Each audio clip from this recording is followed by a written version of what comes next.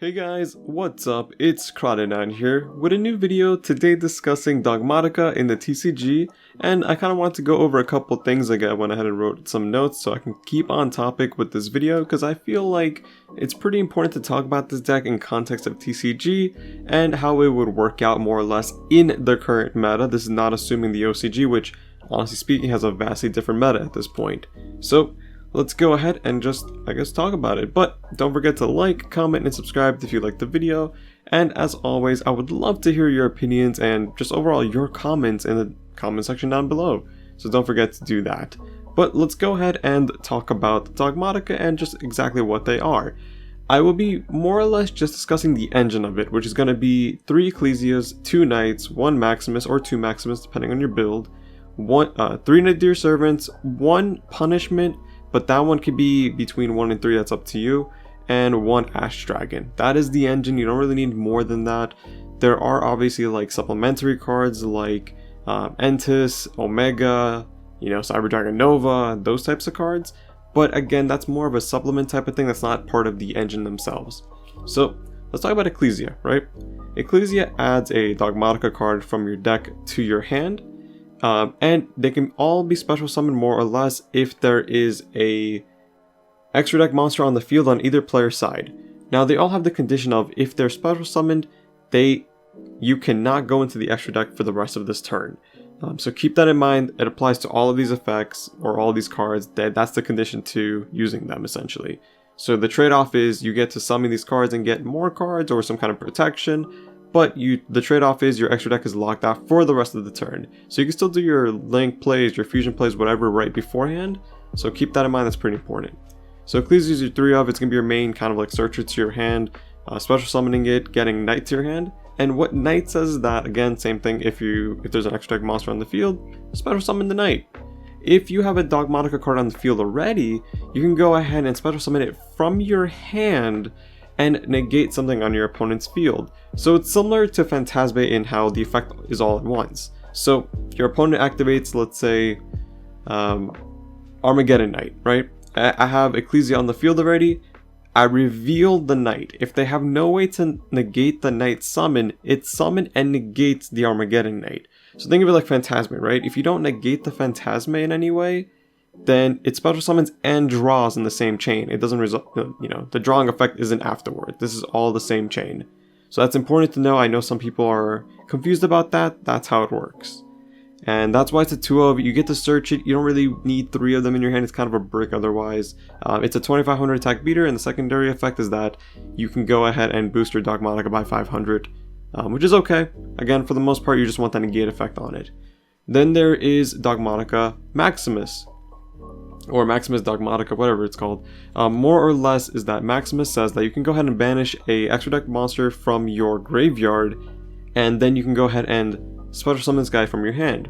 The secondary effect, if you would like to use it, you can go ahead and extra Foolish Burial, essentially 2 cards from your extra deck, and your opponent does so as well. You do not choose the 2 cards that they send, but they are able to send 2 cards. So in your case, you're probably going to be sending Entis if you're going second, Ash Dragon to the graveyard for the graveyard effect at end phase, which I will explain in a second. And your opponent, more or less, because if this becomes a tier 1 deck, if something like Eldritch and Emancipator gets hit, you're going to be seeing a lot of people have Nova and Makaba in their extra deck, because Maximus, you're not going to be able to trigger your Nova, for example, because it's sent by your card effect, but your opponent, due to Maximus's effect being caused by you, your opponent's able to send the Nova and Makaba. Or I guess just Nova generally, you don't want to send Makaba. You send the Nova, Nova's effect will trigger to special summon a light fusion monster from your extra deck, which will be Makaba. And that's why you're going to be seeing that played a lot, and possibly some buyouts you might want to keep in mind for later. The other options is Omega to recycle, Entis to start popping stuff on your opponent's field. Like, there's a lot of options, and I'll go through that later on with a different video. But again, some ideas.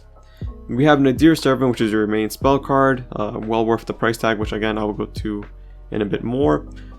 It is going to be your main add from deck. So you can go ahead and send a extra deck monster to the graveyard, and then you get to add a Dogmatika monster card with less attack than what you sent. So if, for example, you sent Blue Eyes Ultimate Dragon, you can go ahead and add any Dogmatika card with less attack than 4,500. Pretty simple. You can't send like a Secure Guard and add a Knight. Doesn't work out. Secure Guard is 1,000, Knight's 25. You have to send something that's 25 or higher. Following that, we have Punishment. So Dogmatika Punishment is basically you're popping away. So you can go ahead and send a well, first off, the targeting cost. You have to target a monster on your opponent's side of the field. That's the cost. If it resolves, you send a Dogmatika with more attack than what you're trying to target here. So for example, if you, again, we're going to use the Blue Eyes Ultimate Dragon. If your opponent has a Blue Eyes Ultimate Dragon at 4,500 attack, you need to have something in your extra deck that is more than 2,500, sorry, more than 4,500 attack. If you do not, you cannot legally activate this card. It doesn't work that way. Now, the only downside to the Punishment, because again, you're just getting a free send and a free pop, you cannot go into the extra deck until your next end phase. So for example, you use this on your opponent's turn. When it's your turn again, you are not able to go into the extra deck until the end phase. So that's the only extra restriction for Punishment. And finally, we have Ash Dragon, which is going to be your kind of Scarm effect at the end phase. So in end phase, you get to choose to activate it if you'd like. If you do activate it, you can either add a Dogmatika monster from your deck to your hand, or you can special summon one to your field. You're going to be using that to special summon Ecclesia a lot of the time. Ecclesia will then trigger on the special summon to add a Knight to your hand, and then the Knight will be in your hand for an extra negate. So that's kind of like the very basic play. You just have one negate off the board, maybe a trap card ready, and maybe some graveyard effects for the following turn. So that's kind of like the basics of Dogmatika for the engine. And like I said, there's a lot of variants. We have the Invoke variant, the Zoo variant, the Synchro variant, the Eldritch variant, the Necros variant, which I actually think in TCG will actually be one of the better variants in my opinion, just because of what it can do. There's just so many variants. As long as you can get a extra deck monster to the graveyard and you don't really rely on your extra deck for the follow-up plays, you should be good. So for example, like Invoke, you only need one Alistair. Alistair goes into Makaba. Now you have a Almirage in graveyard. You can go ahead and special summon Maximus by banishing the Almirage, boom, or you can special summon Ecclesia. Again, you keep going with the plays. And that's kind of like the really basic play that you're making. And I want to talk about price really quickly. So we have Ecclesia sitting around $15 in the TCG right now in at least America. These are pre-sale pricing. They change every couple minutes to an hour to the day, but I'm seeing Ecclesia float around $15 on average. I think that's fair. I think you're getting 3 of her. She's important. She's the most important combo piece in your deck. I think at $15 you can feel safe about buying it. If you see it for 10, grab them. Don't fret about it. Hold off on 20. I think that 20 might be a bit high because we're not really playing in sanctioned events, so it's harder to gauge certain decks off like 1 or 2 tournaments. It's not enough. Following that, we have Knighted sitting around $30. I think it's fair. I think it might drop to 25 because again, people are going to be widely opening the set. It's not just the Dogmatika people want, it's the Starlight Rares, it's the 3 Tactical Talents, it's the Forbidden Droplets. Then we have the other cards like the Chaos Dragon, which is honestly really good, Odd Eyes. There's things to get in the set that people also want. So I think these prices will drop to $5 to $10 depending on how much interest there really is in Dogmatika. So I think Knight will be around 25 to 30. I think 20 is a very optimal deal if you do see it. We have Maximus also sitting around 30. It's a 1 of in most decks. It's very rare to see a 2 of. I think you're fine getting it for like $15 to $20. I think that's where it will drop. Again, it's a 1 of. It's going to be more widely open. You're going to be seeing more of it on the market. So there's going to be more competition. Nadir Servant. This is kind of iffy because I know it's weird to judge. It's your main spell card. It's a 1 card essentially full combo if that's what you have. And I don't know. I think that it will sit around 35 to 40. This will depend on if Dogmatika has a large influence somehow, if it starts beating Eldritch Emancipator, which I don't think it can right now in terms of viability. Depends on the ban list coming up in September. If it is a ban list or an unlimited list, what are we getting? So I think you're going to be safe. If you see it at 40, pick it up. If you see it at 50, be skeptical. 45, it's up to you. I think if you see it under 40, pick it up. I think it's a good buy. Then we have Punishment. It's a common. It's literally a couple pennies. Don't worry about that. Ash Dragon also sitting around like $18 to $20, which makes no sense to me. It's a 1 of. You don't summon it, use it for the graveyard effect once, and then that's it. You never summon it or use the effect again. You only need it for that initial effect. You only play one, you don't play two or three. One is fine. I think like $10 at maximum. I think at the low end you'll spend like $8. So if you see it at those prices, pick it up. Don't feel bad about it. Next thing I want to talk about is viability in the TCG. I'm seeing that this deck is alright. It's doing pretty well. I've been playtesting it with it a lot. I've been enjoying it a lot. I like it that it's a more control aspect of a deck that is in the meta tier that's not like Eldritch. Eldritch's playstyle is nice, but it's not my type of style. I like the Invoke variant of Dogmatika. I also like the Necros variant, a little bit more keen on the Invoke one. And for the most part, it's a very fun deck. But is it viable in the meta? I don't think so, not right now. We have Eldritch, which is just incredibly strong, has so many variants. Essentially, you could play Dogmatika with Eldritch, but in my testing, it felt like it was too much, like I was conflicting with both engines. Like sometimes I wouldn't get this off, or I would rather just be playing Dogmatika Invoke, or just Eldritch Invoke, or like I feel like it's too much in one package, and that's what kind of messed me up. And then there's like the whole Synchro Dogmatika Eldritch, and it just, you, at a point, I get the concept, it's just that in actuality, you have to draw really well, your opponent has to have nothing, and then you're just like, what do I do, right? I don't think that variant's that good. So, I think Eldritch is just still the best deck of the format right now. I think Emancipator is still behind because this deck actually suffers from a lot of negate issues. So, if you have an Appaloosa, this deck has a very tough time getting over it because, again, your Entis is going to get negated, your Dogmatika is going to get negated, unless you're doing like chain links. Obviously the Appaloosa can only do it once per chain, so if you're sending 2 Entises, go ahead, but then that's a lot of resources wasted on your end, and your opponent probably has Boral Savage and Herald as well, which is going to be a problem to deal with.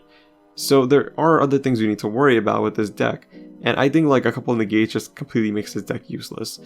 Something like Emancipators can play through like 4 hand traps, and it'll still get to Needle Fiber full combo. Something like Eldritch doesn't really care about negates because, again, it can just set 4 and pass, and that's good enough for that deck.